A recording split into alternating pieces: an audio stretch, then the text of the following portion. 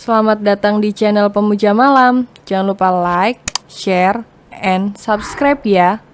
Terima kasih. Episode 29, Jadi Semakin Emosi. Ayu mengingat Madava pasti marah karena melihat keberadaan Rafa di rumahnya saat itu. Membuat perasaan Ayu resah tak terkira. Ia khawatir Madava kembali bersikap dingin padanya.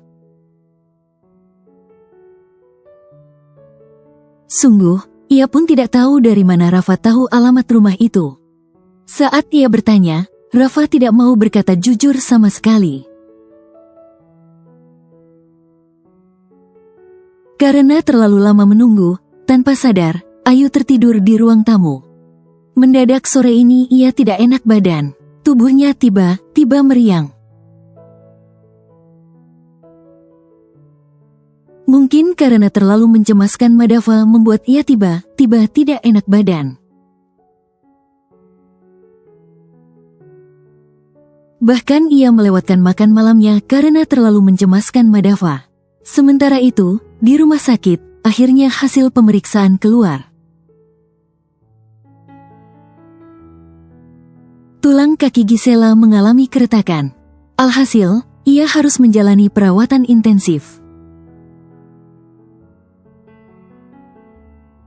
Dokter mengatakan, butuh beberapa bulan agar ia bisa kembali berjalan dengan normal. Berikan aku nomor keluargamu atau suamimu. Aku harus mengabari keadaanmu segera, ujar Madava. Tidak perlu.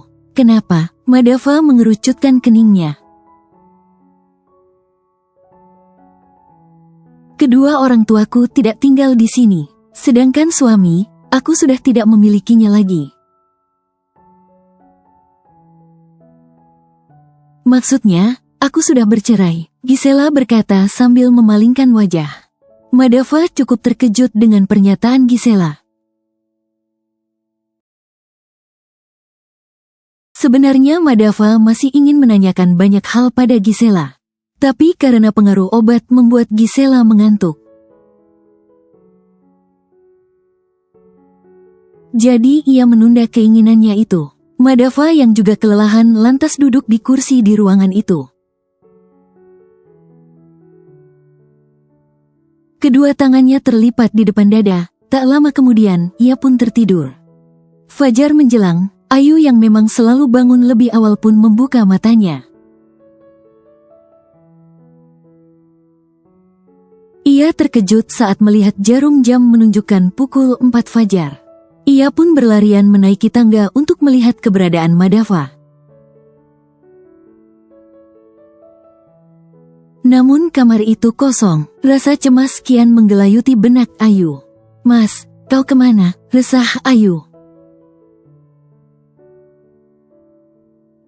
Pagi hari, Ayu tetap menyiapkan sarapan seperti biasanya. Ia pun menyiapkan sarapan untuk Madava. Siapa tahu, Madava tiba pulang dan ingin sarapan. Benar saja, terdengar suara mesin mobil berhenti di depan rumah.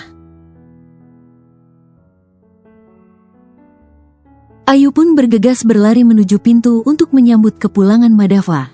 Namun saat berlari, ia tiba-tiba merasakan kram di perutnya. "Ark, perutku kenapa ya? Kok tiba-tiba sakit seperti ini?" Ayu meringis. Tapi ia tetap melangkahkan kakinya menuju pintu. Senyum Ayu seketika mengembang saat melihat kedatangan Madava.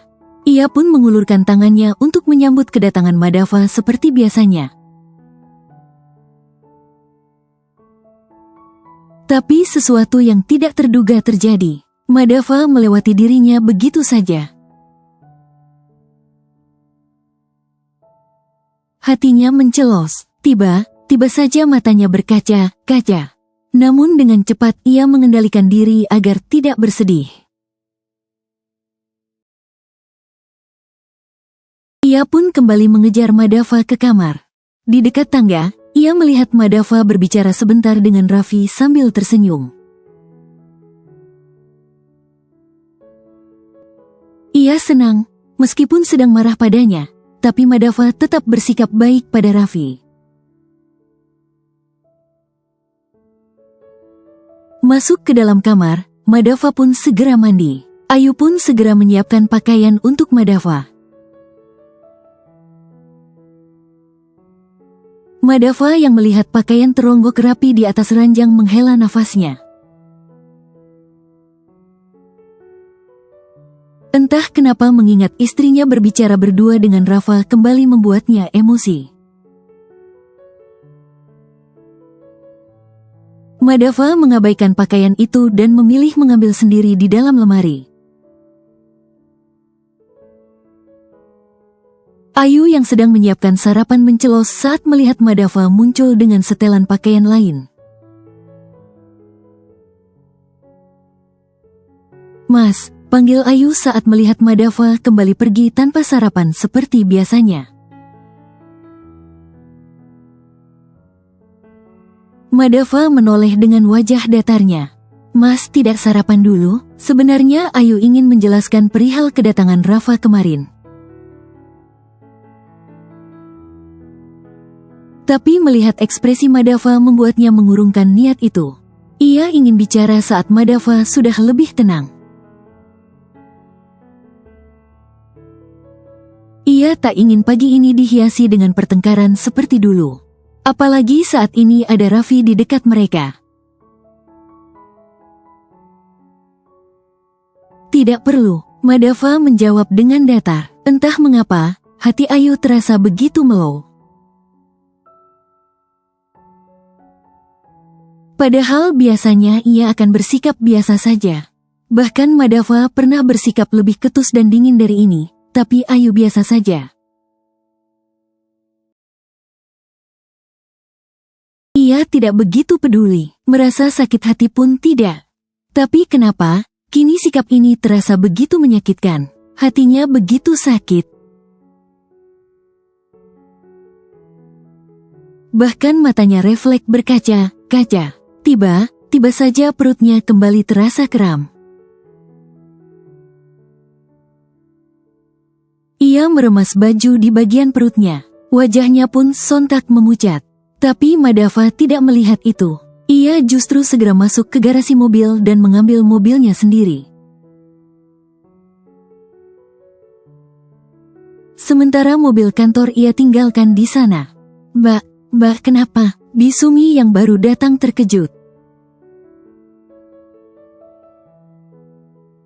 Melihat majikannya berdiri di teras dengan wajah pucat pasi.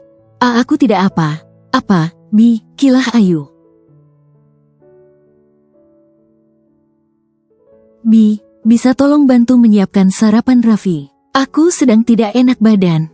Bisumi mengangguk. "Tolong bantu Raffi minum obat setelahnya ya, Bi." "Baik, Mbak. Mari Mbak, Bibi bantu ke kamar." Ayu mengangguk. Kemudian mengucapkan terima kasih setelah Bibi membantunya duduk di tepi ranjang.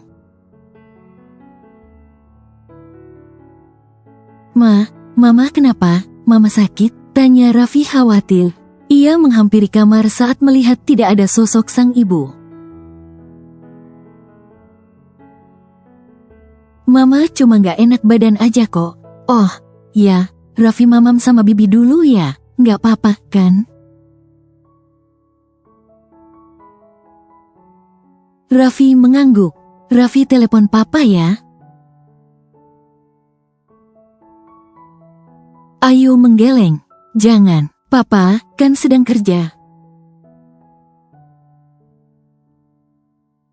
"Tapi kata papa kalau ada apa telepon papa. Kalau ada tamu ke rumah, apalagi cowok juga harus telepon papa." "Memangnya papa bilang gitu?" Raffi mengangguk. "Iya, jadi Raffi telepon papa ya, Ma?" "Nggak usah, sayang, Mama cuma gak enak badan aja kok. Paling dibawa tidur sebentar udah enakan lagi. Ya udah, Raffi makan dulu gih, Bi. Ayu melirik Bisumi yang berdiri menunggu di ambang pintu. Bisumi mengangguk dan segera membawa Raffi keluar. Sementara itu, sebuah mobil terparkir di basemen rumah sakit. Seorang pria tampan dan gagah keluar dari dalam mobil. Dan segera menuju kamar yang sempat ditinggalnya beberapa saat. Dava, ucap Gisela cukup terkejut melihat penampilan Madava pagi ini. Dengan setelan jas berwarna biru navy yang membalut tubuhnya, membuat kadar ketampanan dan kegagahan Madava meningkat beberapa derajat. Memang penampilan Madava sekarang sangat jauh berbeda dengan Madava di masa lalu. Meskipun masih sama tampan, tapi dari segi bentuk tubuh dan cara berpakaian jelas sangat kontras sekali. Ia jadi teringat dengan mantan suaminya, tapi dengan versi jauh lebih tampan. Kau sudah sarapan? Sudah, terima kasih. Maaf merepotkanmu. Kalau kau sibuk, kau bisa pergi. Tidak perlu repot mengurusiku. Aku bisa mengurus diriku sendiri. Ucap Gisela sendu membuat Madava menghembuskan nafas pelan. Kau tenang saja, aku tidak apa-apa, apalagi apa yang menimpamu ini karena kesalahanku. Maafkan atas kecerobohanku. Aku berjanji akan mengurus perawatanmu hingga sembuh. Ayu tersenyum kecil. Kau tidak perlu meminta maaf. Sebenarnya aku juga yang ceroboh. Karena sibuk dengan ponsel saat itu. Keduanya lantas terdiam. Madava melirik jam di pergelangan tangannya. Ia masih memiliki waktu sebentar sebelum kembali bekerja. Aku tidak ingin berbasa-basi, tolong jelaskan apa maksud perkataanmu semalam? Anak kita apa maksudmu? Mendengar pertanyaan Madava, mata Gisela kembali berkaca-kaca. Maaf, Dav, sebenarnya saat itu aku sedang mengandung anakmu. Aku sudah ingin memberitahumu, tapi orang tuaku melarang. Mereka mengancam akan mencelakainya apabila memaksakan diri bertemu denganmu. Jelas saja, Madava terkejut bukan main. Ia tidak menyangka kalau sudah memiliki anak dari mantan kekasihnya itu.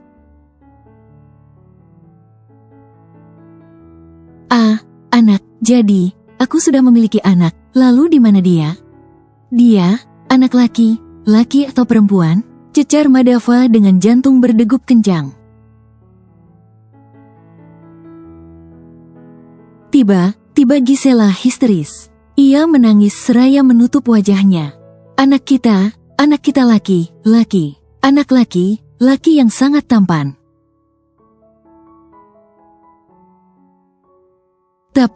Tapi aku tidak tahu di mana ia sekarang. Apa maksudmu? Bagaimana bisa kau tidak tahu di mana anakku? Sentak Madava emosi. Ia yang sudah menahan emosi sejak melihat keberadaan Rafa di rumahnya. Jadi semakin emosi saat mengetahui fakta ia sudah memiliki seorang anak. Namun anaknya entah berada di mana.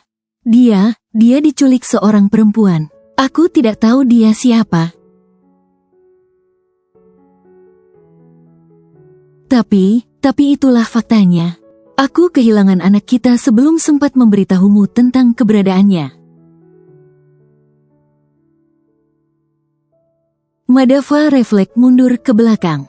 Ia benar-benar terkejut. Fakta macam apa lagi ini? Sungguh, Madava nyaris gila dibuatnya. Flashback. Gisela, anak bos papa bilang mau kenalan sama kamu. Kamu mau, kan? Ujar mama Gisela. Anak bos papa? Iya, emang gak terlalu cakep sih, tapi dia kaya raya.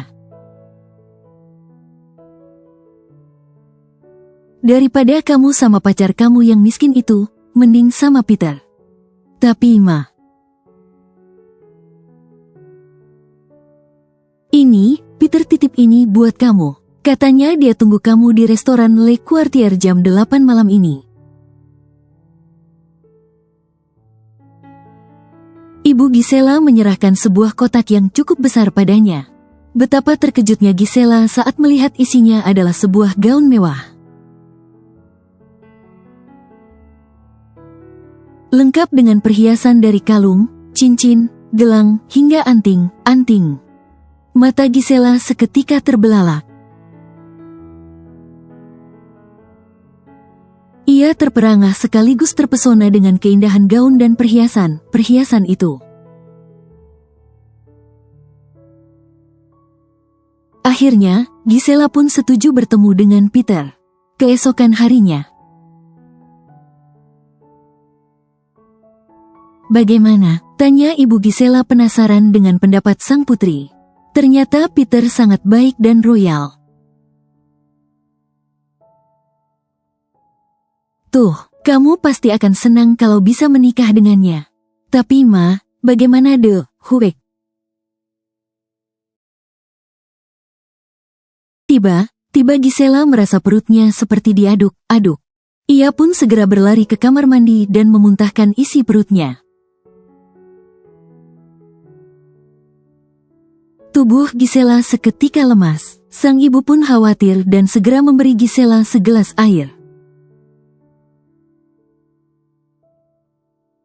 Kau kenapa? Tanya ibunya curiga. Nggak tahu, Ma. Akhir ini aku sering mual muntah terus. Masuk angin kayaknya. Masuk angin atau hamil? Tuding sang ibu membuat mata Gisela terbelalak. Singkat cerita, atas saran ibunya, Gisela pun segera memeriksa urinnya dengan tes pack. Gisela sontak menutup mulutnya saat mengetahui kalau ia sedang berbadan dua saat itu. Bagaimana ini, Ma? Aku hamil. Apa ini anak kekasihmu itu? Gisela mengangguk membuat sang ibu berdecak kesal. Kalau begini, bisa semuanya kacau, keluh ibu Gisela. Lantas aku harus bagaimana, Ma? Menurutmu, sinis sang ibu. Terpaksa kau harus meminta pertanggungjawaban laki miskin itu. Tapi bagaimana dengan Peter, Ma? Memangnya kau mau dengan Peter? Dia kaya, padahal baru bertemu, tapi ia sudah memberiku perhiasan sebanyak ini. Apalagi kalau kami menikah. Tapi kau sedang hamil, Gisela. Aku dengar lusa dia akan kembali ke Jerman untuk menyelesaikan pendidikannya. Bibir sang ibu tersenyum. Itu artinya dalam waktu tersebut, Gisela masih memiliki kesempatan untuk menikah dengan Peter. Yaitu setelah Gisela melahirkan. Gisela pun beralasan ingin menyelesaikan kuliahnya terlebih dahulu. Gisela juga memilih pindah ke kota sebelah demi menghindari Madava. Ia tidak ingin Madava mengetahui tentang kehamilannya. Dan memaksanya menikah sebab ia sangat tahu kalau Madava sedang ingin melamarnya menjadi istrinya. Gisela yang tidak mau hidup susah pun memilih meninggalkan Madava agar bisa menikah dengan Peter. Cinta saja tidak cukup, cinta nggak akan membuatku kaya. Gumam Gisela untuk meyakinkan diri kalau Peter lah yang terbaik untuknya. Hingga tanpa terasa, bulan pun berganti begitu cepat. Bayi laki Gisela sudah lahir. Gisela awalnya ingin menyerahkan bayi itu pada Madava. Tapi ia tidak mau memperpanjang urusannya dengan Madava. Ibunya juga tidak mau mengurus bayi laki itu. Hingga suatu hari, saat Gisela mampir ke sebuah toko roti, ia melihat seorang gadis sederhana yang terlihat baik. Gisela pun diam mengikuti gadis itu untuk mengetahui alamat rumahnya. Saat mengetahui gadis itu tinggal sendiri di sebuah kosan, membuat Gisela semakin yakin untuk menitipkan bayinya pada gadis itu. Dan benar saja, gadis itu terlihat begitu menyayangi bayinya. Setelahnya, ia pun segera pergi dari kosan itu untuk menemui Peter, yang hendak kembali bertemu dengannya. Di saat itu, ternyata Peter sudah menyiapkan lamaran untuknya. Gisela bersedia dan tak lama kemudian mereka pun menikah. Kemudian terbang ke Kalimantan untuk tinggal di sana. Bertahun-tahun berlalu, tapi di usia pernikahannya yang kelima, Gisela tak kunjung hamil. Tentu saja hal ini menjadi masalah bagi keluarga Peter. Mereka menantikan keturunan. Padahal keduanya dinyatakan normal, tapi anehnya Gisela tak kunjung hamil. Hingga akhirnya, beberapa bulan yang lalu, Peter pun memilih menikah lagi. Gisela jelas saja sakit hati. Padahal ia sudah berjuang agar bisa segera hamil. Tapi Peter justru membalasnya dengan menikah lagi dengan perempuan lain. Gisela lantas membalas sakit hatinya dengan mencuri aset milik Peter kemudian melarikan diri. Ia juga menggugat cerai Peter secara diam dan kembali ke kota ini. Di dalam pelariannya, siapa sangka ia dipertemukan kembali dengan Madava. Mantan kekasihnya saat melarikan diri dari kejaran orang Peter. Melihat Madava yang semakin tampan dan berharisma membuat Gisela kembali jatuh cinta. Ia pun bertekad ingin mendapatkan Madava kembali. Flashback off. Sepanjang hari itu Madava benar kehilangan konsentrasinya. Pikirannya selalu saja tertuju pada penuturan Gisela kalau ia sudah memiliki seorang putra. Sungguh Madava merasa bersalah, karena sudah menghadirkan seorang putra ke dunia tanpa ikatan yang sah. Namun yang membuatnya lebih merasa bersalah adalah karena keberadaan sang putra yang entah berada di mana. Kau pasti berbohong, Giselle. Jangan coba mempermainkanku. Sentak Madava masih ragu untuk mempercayai kata Gisela. Sumpah demi apapun di dunia ini, aku tidak sedang berbohong. Kita sudah memiliki seorang anak laki, Dave. Dia sangat tampan seperti dirimu. Maafkan aku, seharusnya saat itu aku tidak perlu takut dengan ancaman mama. Bila saja aku lebih berani, sudah pasti saat ini kita sedang berbahagia dengan anak-anak kita.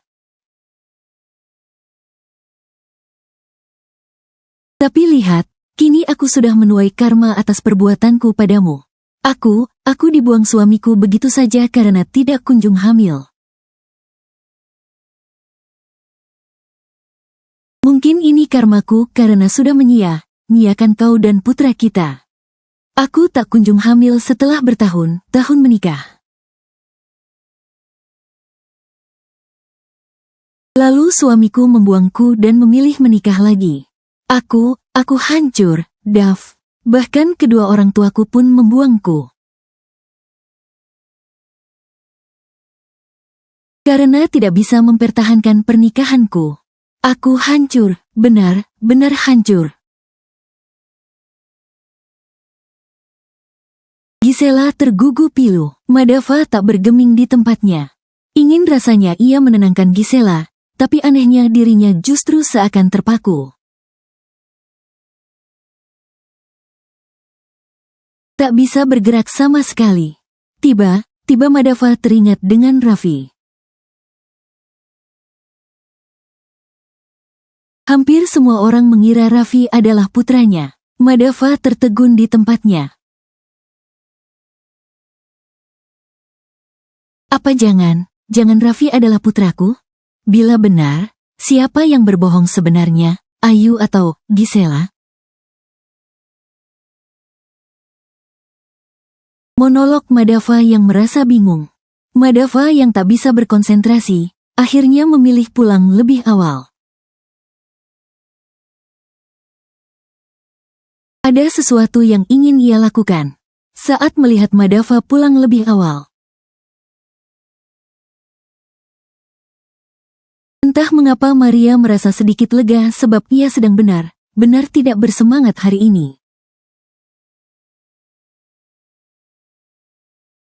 Sementara itu, di sebuah ruangan serba putih, tampak seorang perempuan sedang termenung. Ia sedang memikirkan sesosok perempuan yang ada di layar ponsel Madava. Saat Madava pergi ke toilet, ia meletakkan ponselnya di atas nakas. Layar ponsel itu tiba-tiba menyala karena ada notifikasi masuk. Hingga memampangkan wajah Ayu seorang perempuan yang tengah tertidur pulas.